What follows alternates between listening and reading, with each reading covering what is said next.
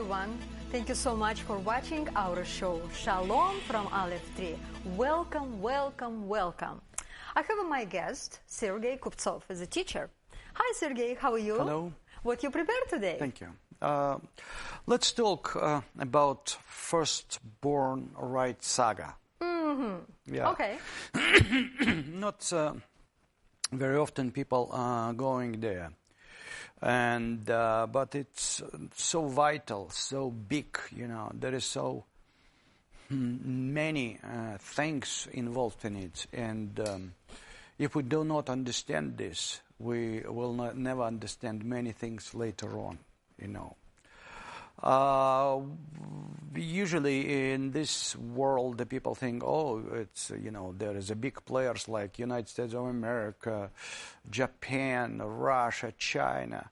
But it's everything in separately things, you know. Mm-hmm. There is everything around firstborn rights thing. About Jacob and ESAU. Mm-hmm. There is like a code. You know, if we do not understand this formula, this principle, we never understand anything in biblical understanding. We know the story in Genesis 25, when two boys were born. Yes. And the elder one, ESAU, and Jacob. And there was a conflict already. And how it's happened later on, they have a different destiny. Jacob, it's a man of tents or tabernacles, and ESAU is as a hunter going to fields, to deserts, whatever, you know. And interesting, there is involved two things, firstborn rights and blessings. Okay. Yeah. And interesting, we have to remember this just right from the beginning, because there is chapter 25, verse 32. What ESAU? What is book? Genesis. Okay, What ESAU Genesis. told? He said, behold, that is, come on, Yeah. I am at the point to die. And what profit shall this birthright do for me? Mm-hmm. We should remember this. What's going to do for me? Yes, I want to eat. Okay? And going further, today, it's so prophetic, you know, but the most of prophecies, in quotes, comes from United States of America prophets, you know. The people, someone have been counting. Oh, there is a year of Jubilee. Oh, there is a year of glory. Oh, this and this and this. Oh, revival yes, coming. Yeah. Oh, revival, man, yeah. yes. And that's things like people never involved in Hebrew mindset, you know. They never been not understanding firstborn rights in how it works. And we have to think all the time that today's church, if we call in the United States of America Evangelical Church, absolutely not engrafted in Olive Tree. You know, because, you know, they confuse themselves. They saying, I engrafted in wine, you know, but wine, it's abiding on wine. Yeah. Yes, But to be engrafted in olive tree means to be engrafted in ministry, because every part of olive was going for the building of temple, and that's represent ministry. That's just, you know, biblical Judaism, ministry, life, everything, you know. Or sometimes people say, oh, I'm in Love Israel, I'm engrafted. No. Yes, you're not engrafted, because you have to be engrafted in ministry. You know, by action. you have to live this life. Yeah. You know, and the Bible prove it many times. And at the same time, if we're not keeping feasts, which is more exact to translate, seasons, you know. Yeah. We don't understand prophetic things in the Bible at all, you know. At the same time, if I open I put some marks. Okay, if I open Peter, First Peter, First yeah, Peter. have a Peter first 10. Chapter 10. No, Peter first, first chapter and okay. verse 9, 10, 11. Okay, and 9. Receiving the end of your faith, even the salvation of your souls, of which salvation the prophets have inquired and searched diligently, who prophesied of grace that should come unto us, searching and inquiring. What does that mean? The prophets, they had a prophecy, and they study their own prophecies to understand the things. They study each season, feasts, to understand. Researching. That's right. There's nothing to do. Oh, today is the day of glory, or today we have a red moon, and we're writing books, all this stuff. It's absolutely out of things. Bible, and interesting that when two guys start to beat in mom's belly, she never go anywhere. She went to God. Yes. Unfortunately, there was no evangelical ministries at that time. So when it's starting of the conflict inside, even Yes. And the conflict was going, more and more and more and more. Okay. If we go in Genesis 16, there is Agar, who gave birth Ishmael. Hagar. And conflict again. Again, it's still going, and conflict is about to take firstborn right. Okay, not to be engrafted, but to make a replacement theology. That's right. Everyone, and even Rome, even evangelical things, even Muslim faith, just to take firstborn rights, to dominate. Dominate, yes. Dominate. The Bible, where we see in the Bible, we see in the Bible how it works, And look, Isaac said there is no Canaan's wife. Isaac did. Isaac. Esau did absolutely against his father's will. He went to Ishmael. Line and married on Canaan. He went there, and he has a name. Edom. Yes. Red. Remember, red. You cannot go from. Color and everything. It's in Hebrew mindset, it's speaking everything, Because it says specific.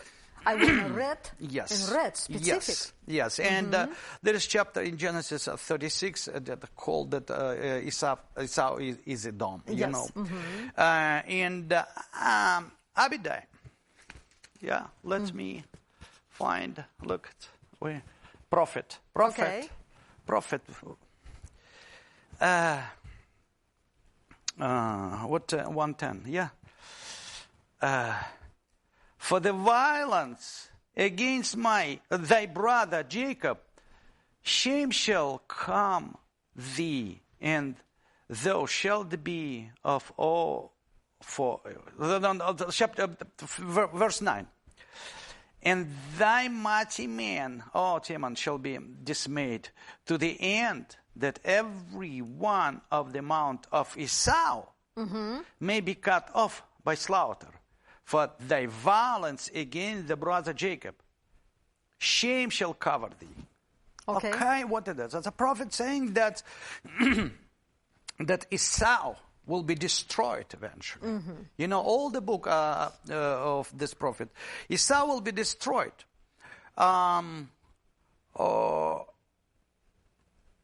And Esau was very upset. Yes, he sold his firstborn rights. But he was so upset of but I want a blessing. It's I want a blessing. Yes, I yeah. want to have anything without firstborn right. That's right, yeah. Yes. And being a dom, he has a good company, because in Genesis 19:30, when the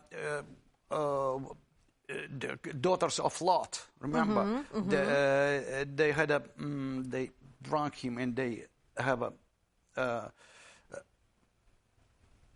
sex with him, and and from this we have a Moab, Ammonites, and Moabites. Yes, Moabites. Yes, and it begins from incest, Yes, it's from. And this and Edom in this company. Will you follow me? Yeah. Yes. And we should look at the time. And Sophronia, chapter 2, 9-10, said that Moab will be as a Sodom, and the Gomorrah that there is. Ammonite, they've been bringing children as a sacrifice, and it's and the Moloch, and everything from there. Okay, we're talking today about firstborn rights still there. Who will be dominating. And scholars and people saying, theologians saying that. Even Muslim theologians say that Muhammad cannot come back until Jewish people are here. That's in Luke. I am engrafted because I am in Jesus, one guy told me. No, you're not. Jesus has a name. Yeah, that's right. His mom called him Yeshua, and everything important in this. And there was a Hebrew assembly of first century. Yeah, just as a part of Judaism, we're reading the history. And there was a Kahila. Look, to say I am engrafted because I am in Jesus, to say nothing. You have to be in ministry. But today, evangelical and every church, they create their own ministries. The way. There's nothing of Hebrew there. Nobody keeps Shabbat. Nobody keeps seasons and feasts. Nobody keeps seasons and feasts.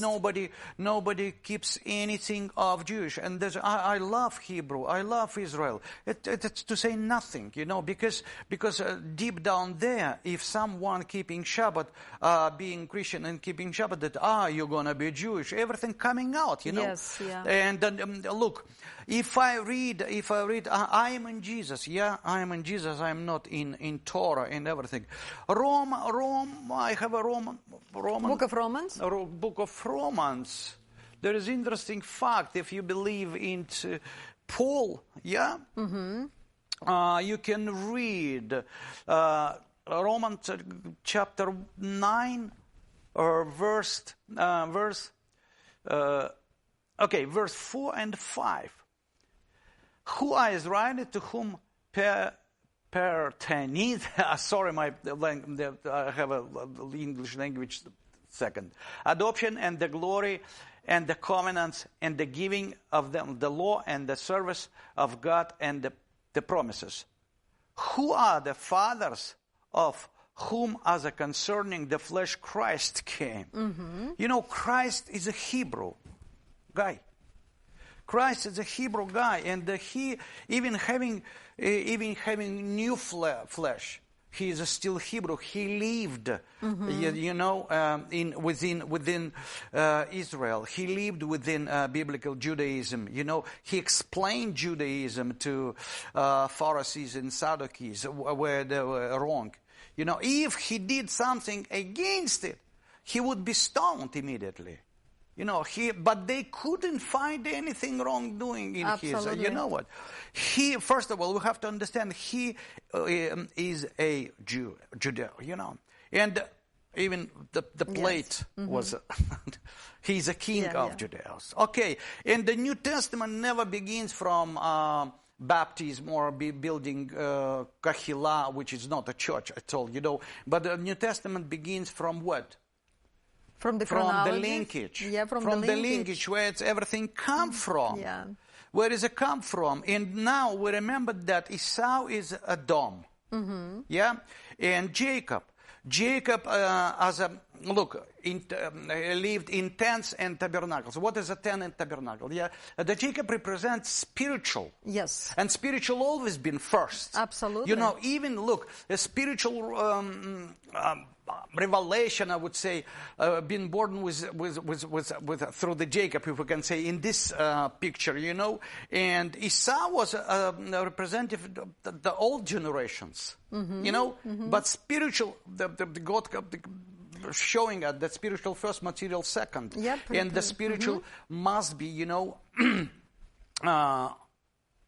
overpower us and have a dominant, you know, but worldly things always go against spiritual. I have a question about the firstborn right.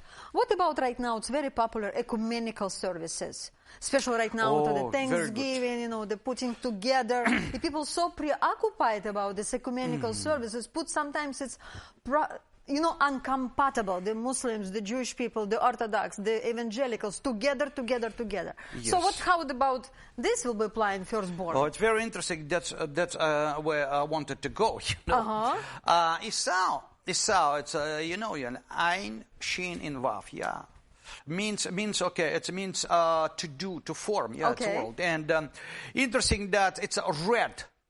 Everything red. Look, communism, Chinese communism, or Germany. Everything connected with red. Yes. Yeah, with red. And look, ecumenical Edom. And can you read Isaiah 63? Okay. We already read a prophet, that Esau would be destroyed. Yeah, but Isaiah chapter 63, the first verse. Yeah. Who is this coming from Edom? And we're reading, and all the respectful theologians said that means, the Edom means Rome. Yes. You know, and when we're doing this, look, remember all evangelicals leaders going to Papa, and they're doing these things together. It's against, only thing against biblical Judaism, against Messianic, it will be. It will be. It's a prophetic, you know. Absolutely. It will be. And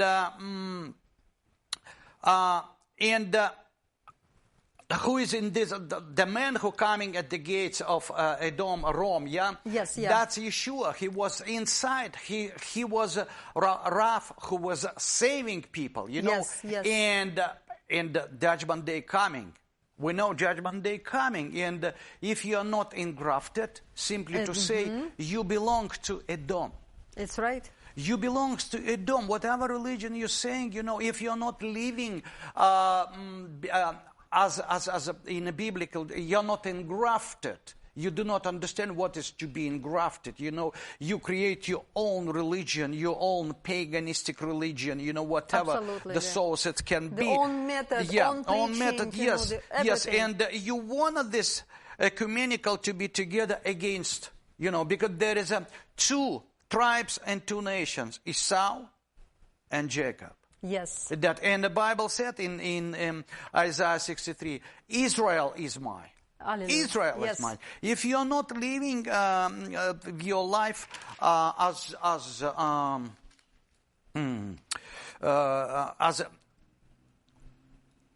with Hebrew mindset, you're living your life with paganistic, and you know, it's involved you. And you're coming to this like in Genesis, we see they came for the blessing, and Isaac said, the voice of Jacob, but hands of Esau. The today evangelicals and all the churches preaching voice of Jacob, but doing things as Edom. It's right. Edom. And there is a big conflict. Today, church never want to be engrafted. They want to dominate over it. So how we can apply for these ecumenical services, who is the firstborn? What firstborn? No, do you know that because if we're coming together, everyone is equal, because ecumenical services, most of, the goal, everyone is equal. No, we should understand what is a firstborn rights. It's a spiritual rights, and we have to be engrafted in biblical Judaism to understand. Right. In ministry, yes. To live by seasons, to keep Shabbat, but not create our own, their own Shabbat on Sunday and create the pumpkin days, whatever, Halloween days, whatever. There is nothing to do with reality of the Bible. Bible, that is, if you are not engrafted, you belong to Edom. You want all this ecumenical stuff. You want and this unity against who? Only against Jacob. But we read in the prophet that would be bad things coming. And that guy who coming from Edom, he was the grapes, he will be. That will be my judgment day. Mm-hmm. Do you know it's still not possible for ecumenical service put this different religion background, because it still will have a goal. We the best. We the firstborn. It still will be the dominated. People maybe just pretend, maybe just, of course, like you said, Hallelujah, Coca-Cola. But they saying about firstborn thing that they're saying, as ESAU said, why? What it does for me? Yeah. What it does for me? If today you say you have to live this life, you keep Shabbat. What it does for me? No, I have my own. It's right. I have my own. That's a lot of things to think, But there is a clearly said that's people, and there is a, what we see is there. You remember one time we talked about, of course, Book of Ruth. It's two types of churches. Yes, again. Do you know the people, they talk about different, the preaching. About love, about faithfulness. Yeah. No. It's a two type of church who said, your God will be my God, and your people will be my people. And another one who's still in the Moab. Who come back in the Moab. That's right, in company. Yes, in company. Opera. Yeah.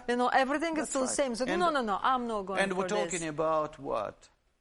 Small amount. It's Rembrandt. Rembrandt. Thank you so much, dear viewers. Please write to us, call to us, and doing the Bible study. Shalom.